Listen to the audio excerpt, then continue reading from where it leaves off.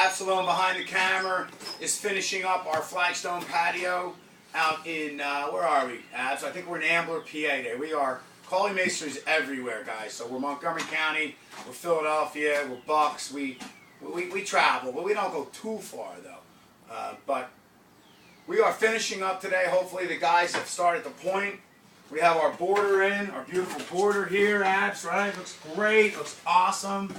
Absalom is pointing. He's got basically a flush joint. He uses a slicker here. Very important to have the right size width of your slicker. If you have a slicker that is too wide and the joint is thinner, what happens when you go and put your mortar in, if it's too wide, it's going to smear it on the edge of the stone. And then the joint does not look uniform. And that's not a good thing. That's not professional at all. So you can see what's going on here. He's done a fabulous job. We've dealt with the water issues. We have water that really could go behind this stone here. And we have, come on this way a little bit, Abs. What we've done here is we've added a little river rock. So the water can run here and it can flow into the river rock, go beyond, and we have a lower point out here. So let's watch Juan here for a second. Juan is packing it in. Keep going, Juan.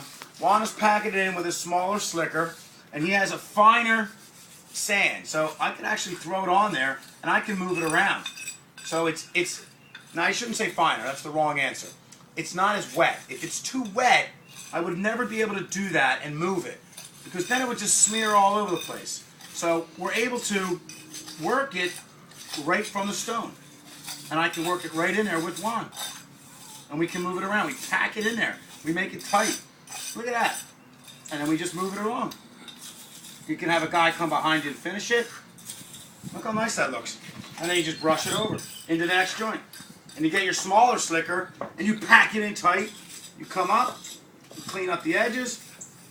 Beautiful, huh? That's how you do it, folks. Our mix is about 4 to 1. We don't want it too strong, we don't want it too weak. I throw a little bit of lime in it, so it's like 4 to 1 to, a dash of lime, like maybe a quarter, just to keep us honest, make it stick a little bit, and it gives a little bit of waterproofing agent. So, hey, beautiful job by the guy behind the camera, and come and see us, callingmasonryinc.com. Do me a favor, subscribe to the YouTube channel, which is really important, and share us, like us on Facebook. It helps spread the word about some great work that we're doing.